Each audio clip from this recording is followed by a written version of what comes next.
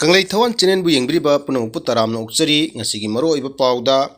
Center Development Project amasung ehenba fan pina batakna ruba Chief Minister Imphal na halakre paumi singna mahak unana buhona bada yakidre state asida tongan ba development project sing paikhatna ba amadi ehenba phallongna ba center gi mari leinaba union minister sing unarba matung Chief Minister nongthomam birena lusingba team ngasi Imphal halakre team aduna Honaruba kaya adugi matung ina Industry of Road Transport and Highways na puno kilometer lising ama kuntaruk sangba National Highway Project yang kai paikat pada ayaba pirakre machigi manungda project ni phu marigi asang mana puno kilometer chamapan ga subna anini hairiba project sing asi ayamana state asigi singi district singda cover tawgadabani khongtang asi lenga asina singi kudu thingai oiba jaga singda lambi thongi phibam hena phagranaba paikat project singi manung sanani hairi Chief Minister nongthomam birena Senapati District ta Educational amasung Infrastructural Landscape ta ahongba porakani haina miyamda thamkiba thajaba adugi matung ina sintha ningai oiba project ani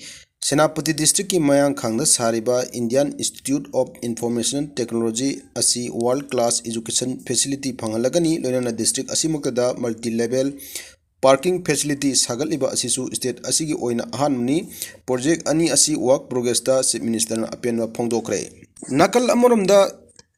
Chief Minister nongthomam biren sindokadabani haina BJP gi lengak asdi yaruriba MLA Minister taraga mapanna cherol ama pisinkire haibagi wafam hangnanaba ngaikiba paumi sing Chief Minister na unaramdana mahakki banglo tamna saki Chief Minister nongthomam biren yelona halakkiba MLA Sapam keba amadi khongman tabam ibom chaga paumi singa unaduna thokliba thodok adugi matangda wahang pahungnaki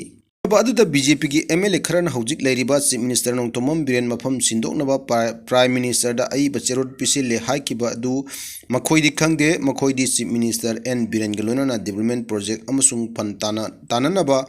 Delhi da chalubani haina ngasi Imphal da thunglakiba MLA ibomcha amadi MLA Sapam keba na phongdokre MLA ani asina Imphal airport hek thunglabaga hanam phum adu ngaidun leiriba national amadi state media singna BJP ki MLA tarama panasi minister sindoknaba Prime Minister da ai bacherol pisile hairibudu kadai phabu chumbage kari knowledge leibage haina hangbo wahang amagi paukhum piraduna makhoidi madugi matangda khangde media gi report dagi makhoisu Prime Minister da ai bacherol pisile haiba tabani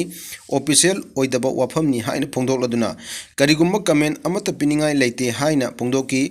Chena taruk panba cherol ama MLA tarama panna sahi tawraga Chief Minister N Biren sindoknaba Prime Minister da pisili haiba cherol adugi copy ani media da viral orakhiba adu karimata knowledge leite haina cherol aduda sahi tawdi yawkiba Minister Biswajit amadi Speaker TI Saiter Button phongdoki wafam adusu karigumba knowledge amata leite haina phongdokhi khaini talab yawna makhal khudimaki hidak managi polamsing yonba thingkre Manipur lenga ki Chief Secretary Health and Family Welfare Loinan Food Safety Commissioner su oidiba Dr. Benit Jochina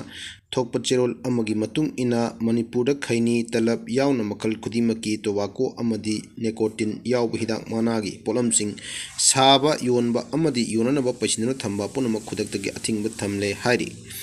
Packet tongan ba mawongda hidak managi polamsing hapaga yonba natragana packet natabida soina yonba yawna hiram amtada hekta hidak managi polamsing asi yonba amadi sabna singbada Manipur da notice asi thokpa October 19 dagi parga chahi ama athingba thamle hairi Manipur lenga ki cherol asin hai miyoibagi haksang da sungai oiba maram leibidagi food safety and standard prohibition and restriction on sale regulation lising ani tarama thoigi makhada hidak mana amadi nicotine gi machak yawa sab yaba mongda sarakpa polamsing asi yonbagi athingba thamduna lakli hidak mana gi polamsing haira khanariba asi miyoibina sinaba matamda addicted oiba mongda sem sarakpa tobacco amasung nicotine yawa polamsing khanagani pan masala amadi atai sinda umlaga sab yaba hidak mana amadi nicotine marang kaini yawba khaini jarda amadi sajan yawna makhal khudingi natragna maming ama hektak tholaga miyoibe hakchangda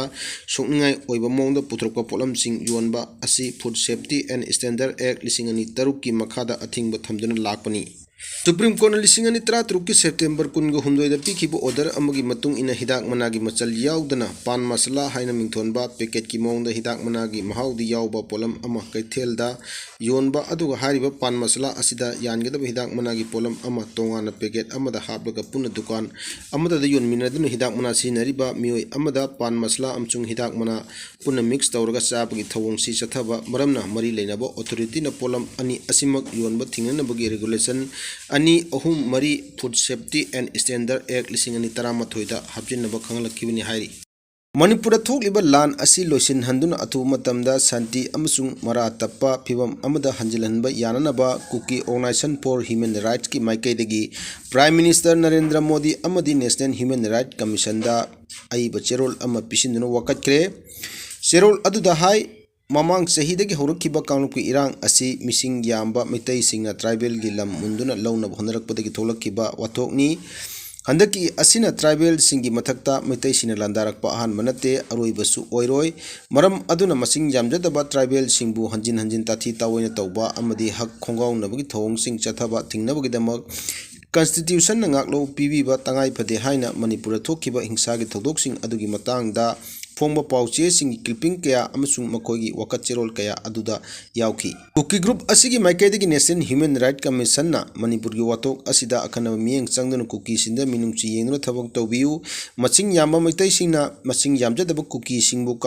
kangkhul muthatnaba mawongda chathrakliba thabak tharom sing asi tingbiu maching yamjadaba Kuki jo tribal community Sing Manipurda masing yamba kanglupna muthatna honorliba asidagi Kanbiyu hojik thokliba Manipur gi hingsa gi thokdok sing asi state lengakna mateng panglaga Meetei sina Kuki mathakta chathaba lani